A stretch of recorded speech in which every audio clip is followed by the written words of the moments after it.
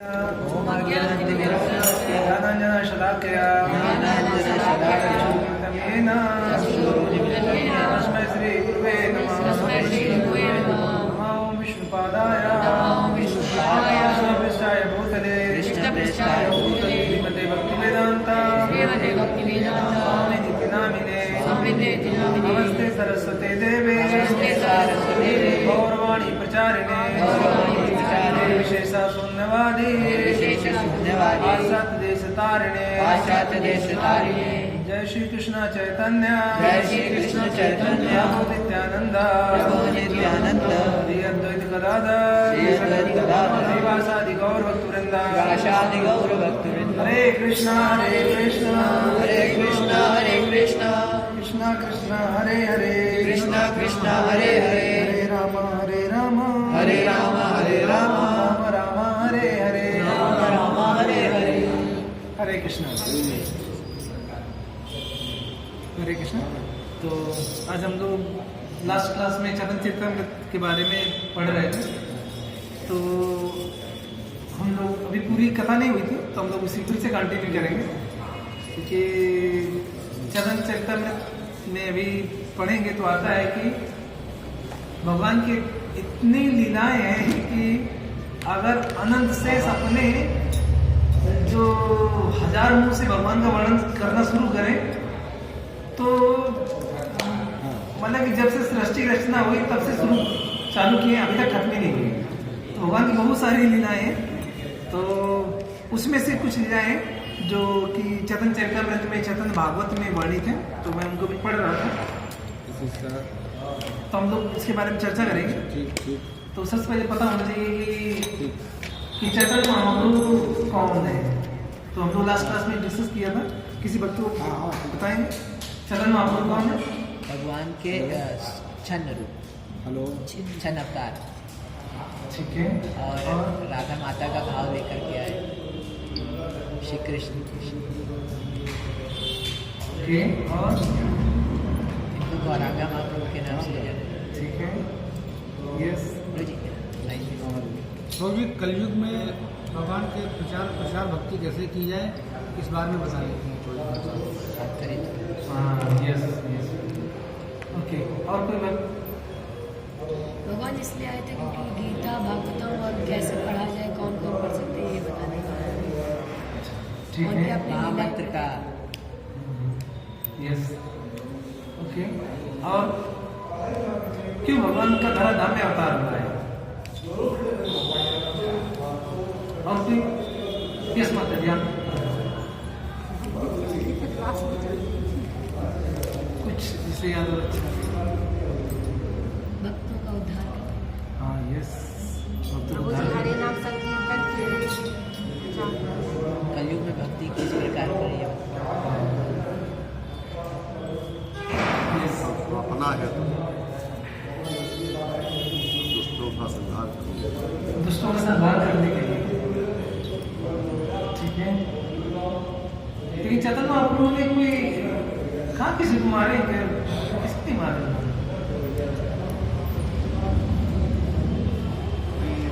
भगवान के अवतार के बारे में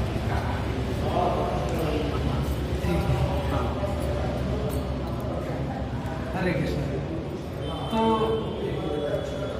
भगवान के धराधाम में आने के कुछ कारण होते हैं जो बाह्य कारण होते हैं, और कुछ कारण होते हैं जो मतलब कि अंतः कारण होते हैं।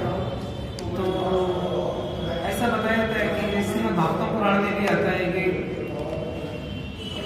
कि जैसे भगवद गीता में कहते हैं भगवान के धर्म संस्थापना है समूह में युद्ध में, एक तो दूसरों को संहार करने के लिए, दूसरा धर्म की स्थापना करने। तो देखिए ये काम तो भगवान के कोई वो भी कर सकते हैं। भगवान दूसरे अवतार, भगवान क्या जरूरत उनको खुद आने की। किसी को मतलब किसी को दुष्ट को मारना है तो उसको भगवान के कोई अवतार नहीं मार सकते हैं उसको। तो भगवान क्या जरूरत है यहाँ पर वो होने की? तो बताया जाता है कि एक्चुअली दो कारण थे जो भगवान के धराधाम में आने के। पहला कि भगवान रसिक शेखर है। भगवान कौन है? रसिक शेखर है। तो वो सभी रसों का आस्वादन करना चाहते हैं। पहला। और दूसरा, इस धराधाम में जो लोग हैं वो लोग भगवान की कथा सुन करके भगवान के धाम चले जाएंगे। तो भागवतम में बताया गया 2 मुख्य कारण। कौन से? एक तो रसिक से है, तो रसों का स्वादन करना चाहते हैं। दूसरा, यहाँ के लोग भगवान का नाम सुनते हैं। हाँ, तो यहाँ लोग उद्धार कैसे होगा? जब लोग भगवान की कथा सुनेंगे, लीला सुनेंगे, भगवान का नाम जप करेंगे, तब कहाँ जाएंगे? वो भगवान के धाम चले जाएंगे। तो श्रीमद् भागवतम पुराण के पहले स्कंद में आता है ये 2 कारण बताए। कैसे? तो हम देखते हैं कि जो भगवान रसिक शेखर कैसे है, तो जो रस है, जैसे वात्सल्य रस में क्या होता है? माँ बेटे का प्रेम। हाँ, जो बेटा और माँ का जो प्रेम रहता है, वात्सल्य रस। और दूसरा, और कौन से रस होते हैं? विभक्त रस। साख्य रस, दोस्तों के साथ अपने गाय चराने जैसे साख्य रस। माधुर्य रस, गोपियों के साथ लीला करना। और दास। तो ये में 4 रसा होते हैं। एक और होता है शांत रस भी, तो वो शांत रस भी रहते हैं। तो मेरे मतलब 4 रस होते हैं, 5वां शांत रस में। तो कैसे भगवान का स्मरण करते हैं? तो जैसे समझ सकते हैं कि जो भौतिक संसार है और जो आध्यात्मिक जगत है, तो जो स्पिरिचुअल और आध्यात्मिक जगत है, तो वहाँ पर कृष्णा सिर्फ कुमारावस्था में रहते हैं। वहाँ पे आध्यात्मिक जगत में भगवान का जन्म नहीं होता है। वहाँ पर भगवान के कैसे रहते हैं? कुमारावस्था। कुमारावस्था कौन सी होती है? जैसे मतलब जब बच्चा जन्म लेता है तो 5 साल की उम्र तक होती है बाल्यावस्था रहते हैं। क्या रहते हैं? बाल्यावस्था। फिर इसके बाद 6 से 10 साल को बोलते हैं पौगंडावस्था। गुरु जी बता रहे थे कैसे पता चलेगा कि बाल्यावस्था से पौगंडावस्था में चला गया है। तो गुरु जी बता रहे, बहुत अच्छा उदाहरण दे रहे थे कि जो छोटा बच्चा होता है तो उसको जैसे मम्मी के माँ कहती है ना नहलाने के लिए, जैसे उसके अंडरवियर उतारती है तो शर्माने लगता है। तो समझ लो कि वो बाल्यावस्था से किसमें जा रहा है? वो पौगंडावस्था में। फिर इसके बाद 10 साल के बाद होता है कुमारावस्था। तो जो आध्यात्मिक जगत में जो कृष्ण भगवान है वो कुमारावस्था में रहते हैं। वहां पर जन्म नहीं होता है, वहां पर क्या रहता है? कुमारावस्था रहता है। तो भगवान जो जन्म वाली जो लीला है, जो वात्सल्य है, वो आध्यात्मिक जगत में इतना नहीं है। वो बस माँ है, ठीक है, जिसे समझ सकते हैं। जैसे मान लीजिए एग्जाम्पल करते, जैसे कोई स्त्री है, उसने किसी पुत्र को गोद में लिया है और किसी ने जन्म दिया है पुत्र को, तब उसका पालन पोषण कर रही है। तो बताइए किसमें ज्यादा लगाव, मतलब कि वो बच्चा कौन ज्यादा इसको फील करेगा? हाँ, ठीक है। तो ऐसे है कि आध्यात्मिक जगत में कृष्ण भगवान का जन्म होता नहीं है। जब वहां जन्म नहीं होता है तो जो वात्सल्य रस है उतना ज्यादा वहां पर वो नहीं रहता है, ठीक है। और दूसरा, पौगंडावस्था में जैसे भगवान जाते हैं गाय चराने के लिए, तो ये सब लीलाएं हैं। तो ये भी क्या होती है कि जैसे ये यहीं पे है इस भौतिक जगत में, जो भौम वृंदावन है ना, वृंदावन में उसको कहते हैं भौम वृंदावन, तो यहाँ पे होती है, वहां पे नहीं होती है। तो वहां पर क्या होती है कि वहां पर कृष्ण कुमारावस्था में रहते हैं, तो वहां पर सिर्फ क्या है, गोपियों के साथ वो करना, मतलब रस आस्वादन करना, ये भगवान तो वहां पे आध्यात्मिक जगत में। भगवान जो कुमारावस्था है नहीं, जो बाल्यावस्था है और पौगंडावस्था है, इसकी जो लीलाएं हैं इनका आस्वादन करना चाहते हैं, इसलिए भगवान क्या करते हैं? धराधाम में आते हैं। तो ये यहीं पे होती है, वहां पर नहीं होती है, ठीक है। तो ये है क्या? भगवान के इस धराधाम में वो है। राक्षसों को मारना तो भगवान किसी को भेज देगा, वही मार देगा, ठीक है। तो कृष्ण स्वयं क्यों मारते हैं? क्योंकि वो क्या है? रस शेखर। तो रस शेखर की वजह से भगवान उन रसों का आस्वादन करते हैं, ठीक है। तो भगवान क्या करते हैं? रसों का आस्वादन करना चाहते हैं। तो इस तरीके से भगवान क्या करते हैं? इस धराधाम में आकर के जो बाल्यावस्था की और जो पौगंडावस्था की, ये सारी लीलाओं का आस्वादन करते हैं। और ऐसी बार शायद आपने सुना होगा कि अकबर कहता है बीरबल से, बीरबल हिंदू थे, महेश नाम का, बाद में कन्वर्ट हुए थे। तो आता है कि एक बार अकबर सोचता है बीरबल से कि अरे तुम्हारे भगवान को क्या जरूरत है यहाँ पर आने की। तो कहते हैं कि अच्छा ठीक है, समय आने पे हम आपको उत्तर देंगे। तो एक बार वो आगरा में यमुना नदी बहती है ना, तो वहाँ पर वो गए नाव से, और जब नाव से जा रहे थे तो कुछ बीच यमुना नदी में पहुंचे, तो वो बीरबल ने क्या किया कि जो अकबर का बेटा था उसको फेंक दिया पानी में। तो जैसे ही पानी फेंका तो तुरंत अकबर कूद गया उसको बचाने के लिए। तो उसको बचा के लाए, तो बोले अकबर तुमसे आशा नहीं थी, तुमने ऐसा क्यों किया? कहते हैं कि देखिए जब मैंने तुम्हारे बेटे को पानी फेंका तो तुम्हारे सैनिक भी तो थे यहाँ पे, तो उनसे भी कह सकते थे, लेकिन तुमने क्या किया? स्वयं। तो इसे कहते हैं कि भगवान कहते हैं कि इसे बीरबल कहते हैं कि उसी तरीके से हमारे भगवान देखते हैं हमारा जब भक्त है वो क्या है कठिनाई में है, तो भगवान क्या करते हैं? स्वयं आते हैं। अच्छा, तो जैसे हिरण्यकशिपु को देखिए कितने तारीफ वरदान दिया था कि न तो दिन में मरूं न रात में, न सुबह न शाम, न आकाश में न पृथ्वी में, कि न अशेष न शस्त्र से, किसी कितना मांगा। अब देखिए भगवान के लिए क्या अरे कोई बीमारी कर देते हैं उसको, हार्ट अटैक आ जाता है कुछ भी, लेकिन भगवान ने ऐसा नहीं किया। भगवान ने क्योंकि अपने भक्त हैं किसके? ब्रह्मा जी की बात रखने के लिए पूरा उन्हें समझाया कि देखो नदी नजर आता है, पूरा कैसे तुम्हें मार रहे। भगवान भक्त वत्सल, जैसे महाभारत के युद्ध में भी क्या होता है कि अर्जुन और भीष्म पितामह, तो वो क्या करते हैं भीष्म पितामह की बात रखने के लिए, भीष्म पितामह ने कहा था ना कि मैं क्या करूंगा शस्त्र उत्पाद करूंगा। तो देखिए भगवान कहते हैं मेरी बात देखो, भगवान को पता है कि आगे सब लोग क्या कहेंगे, मेरे को वो कहेंगे कह रहे कृष्ण की बात को भरोसा नहीं है। ये भगवान सोचते हैं चलो मेरी बात ना रहे, बेइज्जती हो जाए, कोई भक्त की बात रहना चाहिए। तो ये भगवान भक्त। देखिए भक्ति कितना आसान तरीका है, भक्ति प्रोसेस कैसा है, कितना आसान है। तो भक्ति के लिए अगर होता है कि भाई आप जन्म से ब्राह्मण हो, या आप क्या हो चाहिए MA PhD करे होना चाहिए, या कहा जाए कि वैसे नहीं कि बहुत मतलब कि जैसे इस नक्षत्र में आपका जन्म होना चाहिए, इतनी सारी अगर क्वालिफिकेशन होती तो जटायु तो क्या थे? पक्षी थे। तो सोचिए उनकी कौन सी योग्यता होती है भक्ति करने की? वही योग्यता थी। गिलहरी को देखिए, गिलहरी क्या योग्यता थी? लेकिन गिलहरी ने क्या किया? अपनी सामर्थ्य के अनुसार उसने क्या किया? भगवान की सेवा करके भगवान को प्रसन्न कर दिया।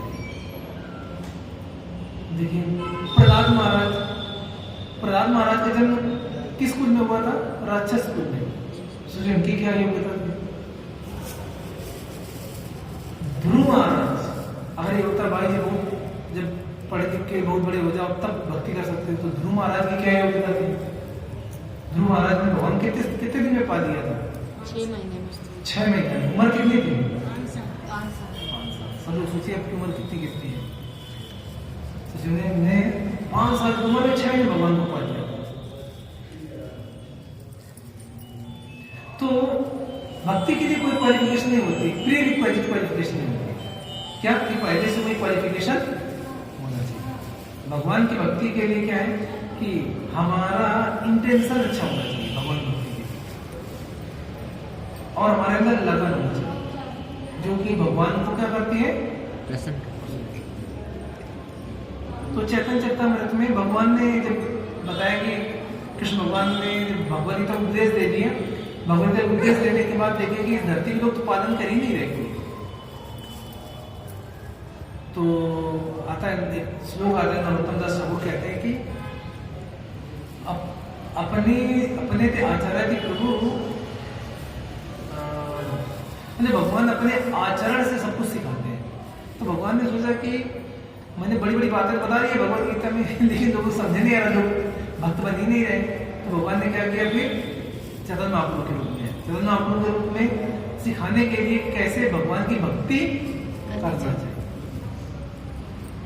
तो चैतन्य महाप्रभु का जब इस धराधाम में आए तो चैतन्य महाप्रभु का जन्म हुआ था वो नवदीप में, नवदीप मायापुर, जो वहाँ पर क्या है, गंगा जी कई सारी नदियों में बढ़ जाती है। तो वहाँ पर क्या बीच में आइलैंड है, तो उसमें 9 आइलैंड है, तो 9 द्वीप। तो एक है तीर्थधाम स्टेशन, रेलवे स्टेशन। हाँ,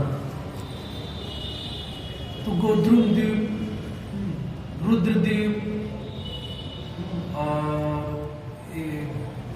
ऐसे करके 9 है, 9 द्वीप है टोटल। तो उसमें से भगवान को जब होता है वो क्या पर होता है, जो मायापुर है। तो मायापुर में ऐसा होता है कि इनके जो चैतन्य महाप्रभु के जो नाना थे वो बांग्लादेश में एक जगह सिलाहट वहाँ पर रहते थे। लेकिन उस समय ये जो विद्या की नगरी दो थी, एक काशी एक नवदीप, यहाँ सब प्रकांड पंडित रहते थे। तो क्योंकि ज्ञान के लिए कहाँ से आ गए थे, कहाँ से, नहीं सिलाहट से आ गए थे नवदीप में। तो यहाँ पर वो सीखते थे। फिर इसके बाद इनके जो बाबा थे, इनके 7 पुत्र हुए। 7 पुत्र में जो इनके पिता थे जगन्नाथ मिश्रा, वो 5वें नंबर में थे। तो फिर वो जो वहाँ पर एक टीचर थे, उनका नाम था नीलांबर चक्रवर्ती। तो नीलांबर चक्रवर्ती की जो बेटी थी और इनके जो जगन्नाथ मिश्रा, इनका विवाह होता था, जिनसे बाद में चैतन्य महाप्रभु का जन्म। तो चैतन्य महाप्रभु का जन्म हुआ है वहाँ पे मायापुर में। कब हुआ था, 1486 में, 1486 में। फिर इसके बाद ये लगभग 48 साल भगवान धराधाम में लीला किए। फिर 1534 में भगवान ने धराधाम को छोड़ दिया। तो 48 साल भगवान है। तो 48 साल में भी जो पहले 24 साल है तो वो भगवान घर में थे, गृहस्थ जीवन में थे। फिर आखिर के 24 साल में भगवान ने संन्यास ले लिया। तो आखिर के 24 साल में भी इस बार आखिर कितने बचे, 24 में से जो 24 साल थे, उसमें 6 साल भगवान ने पूरे जो अलग अलग जगह पे यात्रा कर रहे थे। तो जैसे दक्षिण भारत में गए और इसके बाद पंढरपुर, गुजरात, इधर से होते हुए इधर पूरा होते हुए वृंदावन, सब जगह से। तो भगवान चैतन्य महाप्रभु 6 साल पूरा हर जगह पे तीर्थ यात्रा की। फिर बचे 18 साल। 18 साल में भी जो पहले 6 साल थे तो वो भक्तों के साथ खूब सारे वो करते थे, कीर्तन वगैरह में रथ यात्रा भाग लेते थे। फिर आखिरी के जो 12 साल थे, वो 12 साल भगवान जगन्नाथपुरी मंदिर में रुक करके सिर्फ और सिर्फ जो 3 कवि थे, एक है जयदेव गोस्वामी, एक चंडीदास और एक और है, 3 लोगों की जो उन्होंने बहुत सारे भगवान की लीलाएं को और वैष्णव साहब को लिखा हुआ है, उनको उन्होंने कंपाइल किया। तो वो सारे वो पढ़ते थे। मतलब कि जो भगवान के शिष्य थे कौन कौन, एक थे स्वरूप दामोदर गोस्वामी और रामानंद राय। ये दोनों लोग उनको ये सब सुनाते थे वैष्णव साहब वैसे। तो इस तरीके से वो रेगिस करते थे। तो भगवान इस तरीके से वो किए। तो जो चैतन्य चरितामृत में आता है वर्णन, तो जो चैतन्य चरितामृत है, तो चैतन्य चरितामृत को लिखा है कृष्णदास कविराज गोस्वामी ने। और एक दूसरी बुक है चैतन्य भागवत, तो इसको लिखा है वृंदावन दास ठाकुर ने। वृंदावन दास ठाकुर कौन है, जो व्यासदेव है। तो व्यासदेव के अवतार है कौन, वृंदावन दास ठाकुर। तो ये देखो वो छोटे रूप में है।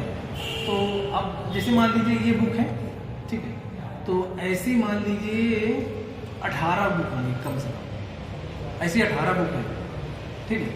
उनको संक्षेप में इस बुक में लिखा गया है। प्रभु जी ये एक ही बुक में है, जैसे ये हम सब नहीं, ये दूसरी है। नहीं, ये हम लोगों के पास है। हाँ, तो ये कृष्णदास कविराज गोस्वामी ने लिखा है और ये लिखा है वृंदावन दास ठाकुर ने। तो वृंदावन दास ठाकुर ने बहुत बड़ी बुक है, बहुत बड़ी बुक है। तो इन्होंने मैंने बताया आपको कि ऐसी बुक है 18 ऐसी बुक मिला दो तब इनका पूरा कंपाइलेशन है। तो उन सबको संक्षेप में इसमें लिखा गया है। और वृंदावन दास ठाकुर लिख रहे थे तो इन्होंने भगवान के बचपन की बहुत लीलाएं लिखी है, बहुत सारी लीलाएं। तो इसके बाद देखा कि बुक बहुत मोटी हो जा रही है कि लोग पढ़ेंगे नहीं, तो क्या किया इन्होंने जो भगवान की जो जगन्नाथपुरी की और जो दक्षिण भारत में जगह गए ये सब लीलाएं को बहुत छोटे रूप में लिख दिया है। जैसे पता चला जैसे कोई भगवान की कथा है वो है 10 पेज की, उसको उन्होंने एक पैराग्राफ में लिख दिया बस। तो फिर क्या किया है कि जो दूसरे जो भक्त हैं ये कृष्णदास कविराज गोस्वामी, तो इन्होंने क्या किया, जो उन्होंने संक्षेप में लिखा था फिर इन्होंने उसको क्या कर दिया विस्तार में।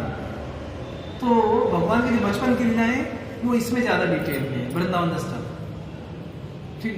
तो बचपन की भी कुछ लीलाओं को इन्होंने क्या किया बहुत संक्षेप में लिखा था, तो उन्होंने क्या किया उसको इसमें बड़े ठीक। तो व्यासदेव जी क्या होता है? वृंदावन दास ठाकुर। तो यहाँ पर आता है जो कृष्णदास कविराज गोस्वामी ये लिखते हैं कि तो हम देखते हैं कि कैसे भगवान की बहुत सारी लीलाएं हैं। तो उसमें से जैसे कुछ लीलाओं हम लोग वो करते हैं, तो इसमें से जो भगवान के अवतार हुआ है तो जो इसको लीलाएं हैं वो 3 भाग में, एक आदि लीला, मध्य लीला, अंत लीला। तो आदि लीला में भगवान की जो बचपन की बहुत कम है कहानियाँ, तो वो 2 बुक में है, ऐसे इस तरह 2 बुक है, ठीक है। और फिर मध्य लीला इसी तरह 5 बुक है, तो मध्य लीला है। और फिर इस तरह 2 बुक हैं जो जिसमें अंत लीला की लीला है। तो टोटल 9 बुक है इसमें कृष्णदास कविराज गोस्वामी। तो यहाँ पर हम लोग देखते हैं कि जो अध्याय नंबर 13 है उसमें भगवान के जन्म के बारे में थोड़ा सा वर्णन है कि भगवान का जन्म कब हुआ, उनकी लीलाएं किसमें लिखी गई हैं। तो वो इसमें आता है आपका हाँ। तो जो टोटल इसमें जो श्लोक है वो 11,519 श्लोक है इसमें चैतन्य चरित्र 11,519 टोटल श्लोक है। तो इसमें भगवान की जैसे बहुत सारी लीला है, तो उसमें से जैसे इसमें जो है वो मैं पढ़ दे रहा हूँ, बता रहा हूँ। तो देखते हैं यहाँ पे कौन कौन सी भगवान की मुख्य लीला है। श्री चैतन्य भागवत। तो इसमें से एक है जैसे कि भगवान क्या करते हैं मिट्टी खा लेते हैं। क्या करते हैं मिट्टी खा लेते हैं। मिट्टी खा लेते हैं। तो हाँ तो क्या होता है कि जो इनकी माँ सची माता,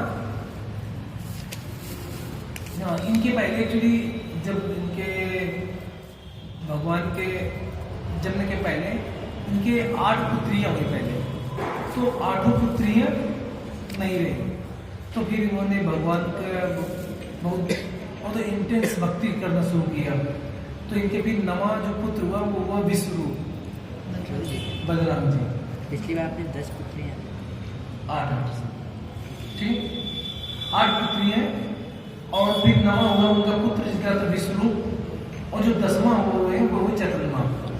टोटल कितनी थी संतानें उनकी 10 ठीक है। तो इनकी जब 8 पुत्रियां नहीं रहती तो फिर ये भगवान का बहुत अच्छे से भक्ति करते हैं। और इनके घर में सालीग्राम शिला थी, सालग्राम शिला, तो उनकी लोग पूजा करते थे। फिर इसके बाद इसमें प्रभुपाद जी कहते हैं कि जो ब्राह्मण होते हैं, कलाशास्त्रों में पढ़ा रहा था कि जो ब्राह्मण होते हैं उनको सालीग्राम शिला का वो करना चाहिए, मतलब कि सेवा करना चाहिए। तो लेकिन कलयुग में लोगों का इतना बस वो नहीं है, तो प्रभुपाद जी ने कहा है कि आप क्या कीजिए, कलयुग में आप भगवान का नाम लीजिए, जप कीजिए, उसी से क्या होगा आपका उद्धार। तो इसीलिए हमें जब भी समय मिले तो क्या करना चाहिए, हरे कृष्णा कृष्णा कृष्णा हरे हरे, हरे राम राम राम हरे हरे। तो भगवान की इसमें कई सारी लीलाएं हैं, जिसमें से एक है भगवान को जो मिट्टी खाते हैं।